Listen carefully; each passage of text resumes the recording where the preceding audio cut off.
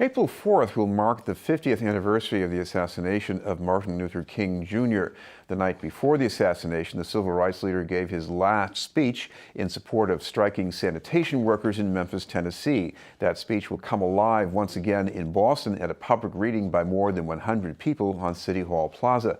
The event's organized by Boston Communities United, and we'd like to welcome a member of its planning committee, Reverend Joseph Rocha. Thank you very much for being with us, Reverend. Oh, thank you, Chris. It's always a pleasure.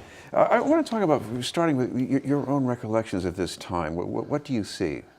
Well, are you talking about back then? Yes, 1968. Yes. Well, you know, the thing about it is that there was much that we had to do back then. I mean, certainly we had to deal with Jim Crowism and segregation. I mean, it took a woman in a bus that said she was not going to move, so that civil rights movement would move. And it took men of courage, men of faith to move that, even though there were some ministers that told Martin Luther, the good Reverend Dr. Martin Luther King, not to pursue this and not to mess up the status quo.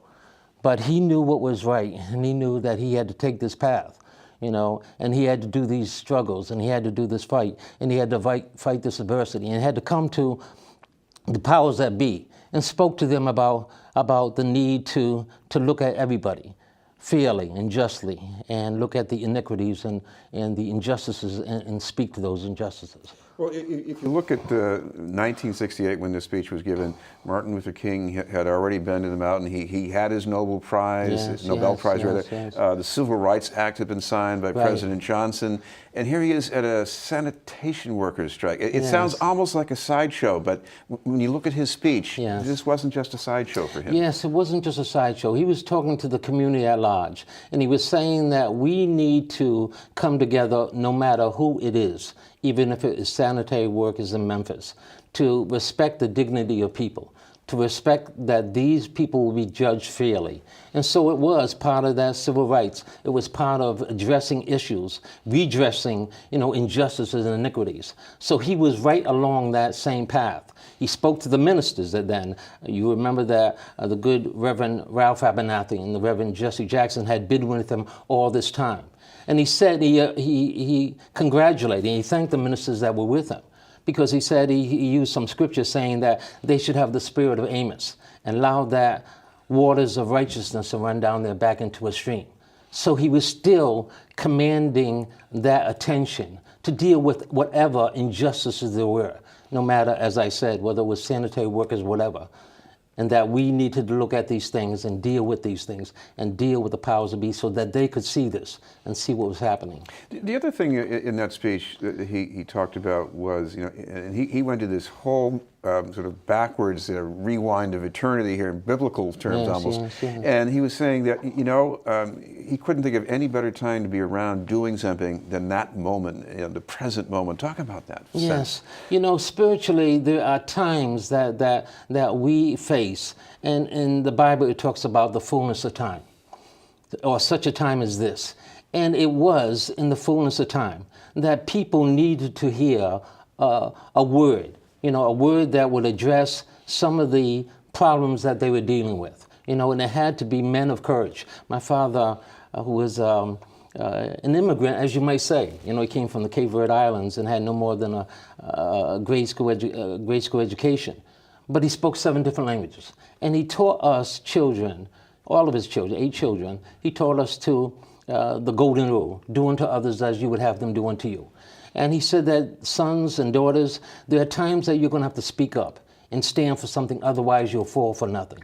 And that was during a critical time in our history, that people had to stand up for all the injustices that were happening and to speak a word of reconciliation and bringing people together. So I think that is very much like today, is that with all the divisiveness that is in society, with the haves and the have-nots, and with those that might have education or not, impoverished or not. You know, we are segregated in our communities, and we are apart from one another. But the same blood that runs in your veins, Chris, is the same blood that runs in mine. We have that same DNA structure. And I think that we have to go back to the ways to say that I am my brother's keeper. And that was intrinsic in the civil rights thing, that we are our brother's keeper. You know, I think it was Martin Luther King that said also that we are like a chain link fence, that we are we are inextricably linked together, that what affects one of us affects us all. You know, I am tired, Chris, of seeing my brothers and sisters walking up and down the streets with all their possessions in a shopping cart. I'm tired of going out and seeing the mental illness that is exhibited in our communities. I'm tired of seeing that education is not where it should be. When you look at those affluent communities and looking at Roxbury and Dorchester and Mattapan, I'm tired of seeing the health care that's not there. So it comes to a time when we have to speak to these issues and that we have to engage the community. And for those that have kind of opted out, we have to re-engage them to get involved in these things. This is Being in the News, and we're talking with Reverend Joseph Rocha from Boston Communities United. Reverend, what other thing in this speech is about, I guess, the strategy of how movements bring about change? Yes. And Reverend King was talking about, you know, being unified and everybody pitching in and doing something. Yes, he did speak. He always spoke about unification, coming together as a group, you know, to have that power, to wield that power. But he also talked about economic clout. You know, he talked about that even back in Alabama and in Mississippi. They talked about shutting down the bus system, you know, until they would give equal rights to people of color, you know, the African Americans and blacks and things like that. So he talked about that in that speech as well, of having that economic clout so that we can determine the things that we need to do in our community. Certainly we always address and we want to speak to the powers that be, whether they be the federal or national or local governments. But we as a community have to know that we have power. I mean, if you just look at what money was raised in the Black Panther movie, over $1 billion in a short amount of time. If we can draw that much amount of money, how much more can we draw monies in our communities to deal with the problems that we have?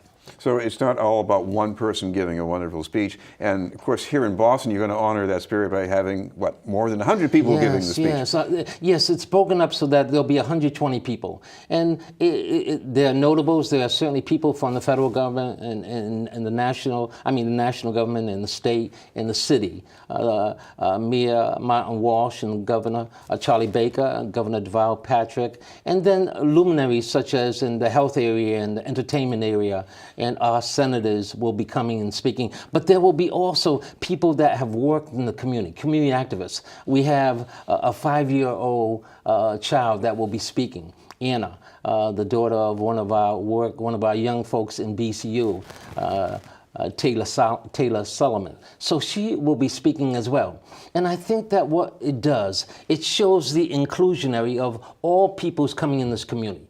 This is just not for those that are in the minority community. No, this is for those that are in Weston or Westwood or in Chelmsford or down on the South Shore and the North Shore, in our eastern shores and our western shores. It's for all people to come together and to say that we need as a nation to come together.